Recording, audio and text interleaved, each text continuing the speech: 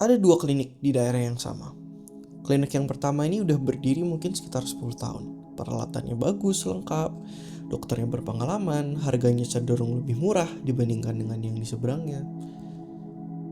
Dan klinik yang di seberangnya ini dia baru berdiri mungkin sekitar 2 tahun. Peralatannya belum selengkap itu, dokternya mungkin belum sepengalaman itu juga. Tapi entah kenapa, kalau kita lihat klinik yang baru berdiri 2 tahun ini lebih ramai dibandingkan klinik yang sudah berdiri selama 10 tahun. Klinik yang 10 tahun ini mungkin dalam satu minggu hanya mendapatkan sekitar 2-3 pasien gitu. Dan banyak orang yang cancel ketika bikin appointment dengan klinik yang 10 tahun ini. Tapi jika kita lihat klinik yang baru berdiri 2 tahun ini, kliniknya sangat ramai. Banyak pasien baru datang. Bahkan di kliniknya ini banyak waiting list yang terjadi. Dan pertanyaannya kan, kenapa hal ini bisa terjadi? Karena secara akal dan logika manusia normal, seharusnya klinik yang sudah berdiri 10 tahun inilah yang lebih ramai. Jawabannya adalah trust atau kepercayaan. Karena di zaman modern sekarang ini, salah satu hal yang paling mahal itu adalah kepercayaan itu atau trust itu. Mungkin kita boleh punya sebuah usaha atau sebuah bisnis yang sudah besar, yang sudah berpengalaman, harga lebih murah. Tetapi kalau kita nggak bisa mendeliver rasa trust itu kepada calon klien kita, menurut kepercayaan saya, itu hal yang sia-sia. Karena yang customer lihat, apalagi customer baru terutama, yang lihat dari kita adalah bagaimana mereka tuh bisa merasa aman ketika melakukan bisnis atau membeli produk dari kita. Jadi hari ini gue akan ngebahas tentang bagaimana trust itu bisa menjadi sebuah aset digital atau mata uang di bisnis zaman sekarang. Dan gimana ceritanya bisnis yang baru berdiri 2 tahun tadi bisa mengalahkan bisnis yang sudah berdiri selama 10 tahun.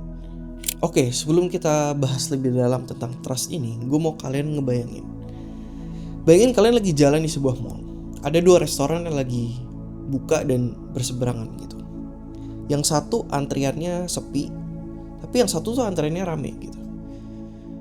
Menurut kalian, restoran mana yang bakal kalian datengin? Anggap asumsi kita belum tahu restoran A dan restoran B itu sama-sama restoran baru. Yang satunya sepi, yang satunya banyak antrian. Menurut kalian, restoran mana yang bakal kalian lebih prefer atau lebih mau untuk kalian cobain? Pasti restoran yang rame, yang banyak antriannya. Kenapa? Karena kita melihat ada antrian. Dan antrian itu mengartikan bahwa wah, ada sesuatu yang enak, atau ada sesuatu yang kalau dalam konteks ini makanannya enak nih berarti. Itu adalah sebuah bias manusia, yang dimana ketika manusia itu melihat sebuah trust atau sebuah bukti hasil, itu mereka akan mempercayai bahwa itu adalah benar. Maka dari itu, hal yang sama bisa kita aplikasikan juga di bisnis kita. Ketika trust itu sudah terbangun kepada bisnis kita, maka secara otomatis klien itu akan datang ke bisnis kita karena trust yang sudah kita bangun. Nah, di zaman dulu untuk membangun trust ini butuh yang namanya waktu dan juga effort. Karena itu berdasarkan mulut ke mulut gitu kan kalau zaman dulu. Jadi klien A ketika bisnis kita sudah mendapatkan sebuah klien A gitu, ketika klien A kita puas, ini bisa cerita ke orang-orang lain atau referensi gitu kepada orang lain. Dan dari situ pelan-pelan trust kita akan mulai terbentuk. Nah, tapi di zaman modern ini, di zaman digital ini, trust ini tuh bisa dibangun, bisa bisnis kalian bangun bahkan sebelum ada orang atau bahkan ada klien yang menginjakan kaki mereka ke bisnis kalian. Itulah salah satu alasan kenapa trust itu bisa menjadi suatu aset atau sebagai mata uang yang berharga untuk bisnis kalian. Dan selanjutnya gue akan menjelaskan juga gimana caranya supaya kita ini bisa membangun trust di era modern ini. Oke, untuk trust pertama di era digital atau di era modern ini adalah visual trust atau trust secara visual. Karena pada dasarnya manusia itu memerlukan sebuah gambar atau sebuah visual untuk bisa benar-benar percaya atau menaruh kepercayaannya itu kepada sesuatu hal. Maksudnya apa sih gitu? Contoh, misalkan kalian sedang mencari sebuah barang. Kita anggap aja sebuah meja lah kita taruh di e-commerce. Dan di e-commerce itu kita pasti akan mencari sebuah gambar atau sebuah toko yang memberikan gambar yang lebih bagus kan dibandingkan dengan foto yang bahkan fotonya buram gitu contoh. Pasti kita akan jauh lebih milih untuk membeli dari suatu toko yang dimana produk itu jelas, yang gambarnya clear, yang fotonya tuh estetik gitu kan. Pasti kita akan lebih mengarah ke sana. Dan itu adalah salah satu contoh atau salah satu trust yang harus kita bangun juga di era digital ini, yaitu adalah visual trust. Dan kalau kalian nanya bagaimana implikasinya di dalam bisnis kalian, itu adalah dengan menggunakan foto-foto yang bagus, yang benar-benar proper untuk Google Business Profile kalian.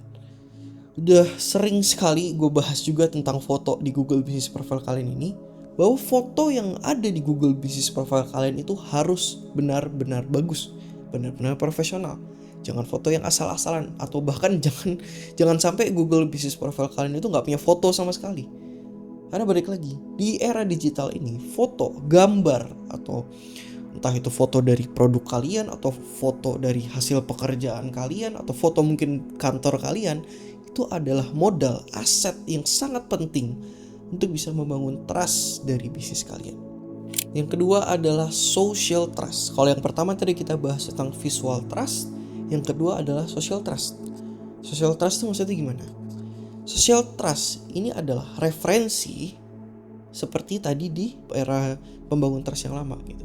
Social trust. Nah, tapi bedanya social trust yang dulu dengan yang sekarang, kalau yang dulu social trust ini dilakukan dengan mulut ke mulut. Orang cerita.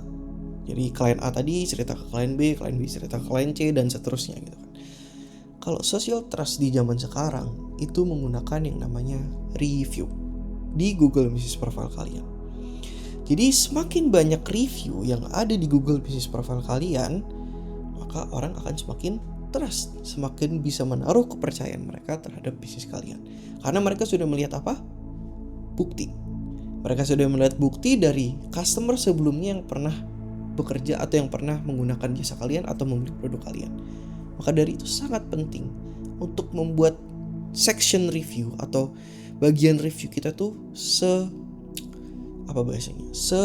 terpercaya mungkin gitu. Dan salah satu caranya sudah pernah gue jelaskan juga di video gue sebelumnya adalah dengan merespon setiap review yang masuk ke bisnis kita, ke Google Business Profile kita.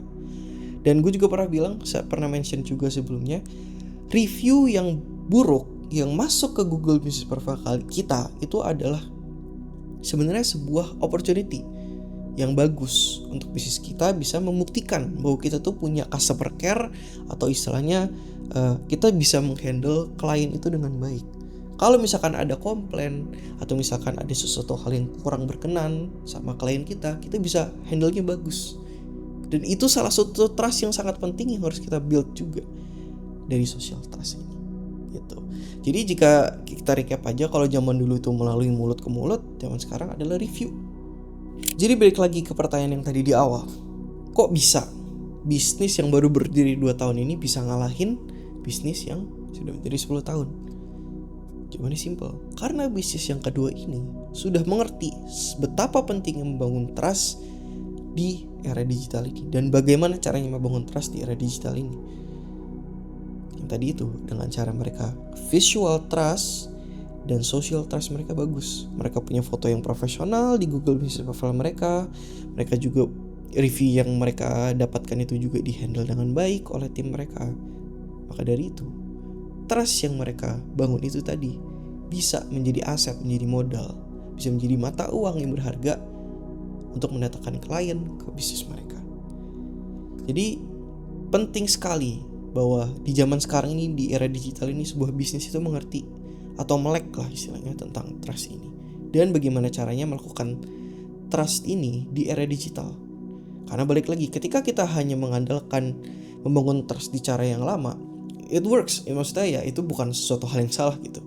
Itu maksudnya sudah terbukti bekerja di masa lalu, tapi akan jauh lebih baik ketika kita beradaptasi, bisnis kita tuh beradaptasi dengan era digital ini.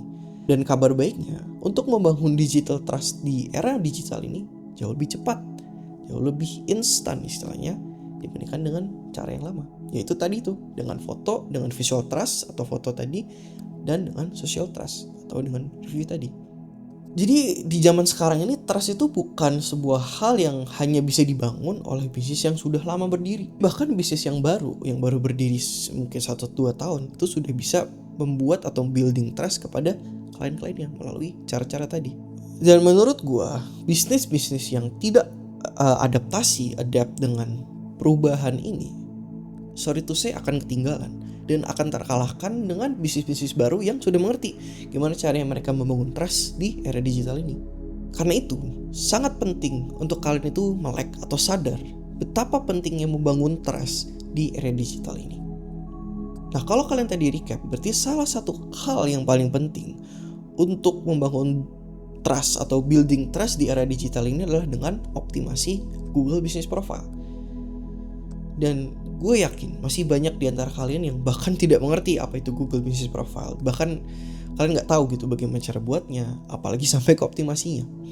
Maka dari itu, disinilah Cyfron Agency itu hadir. Perkenalkan, gue Michael, CEO dari Cyfron Agency. Agency gue ini membantu supaya bisnis-bisnis lokal itu tidak perlu pusing mikirin gimana caranya mereka tuh bisa building trust di era digital ini. Jadi mereka hanya fokus menerima klien yang datang tanpa mereka tuh harus pusing gimana caranya mendatangkan klien itu.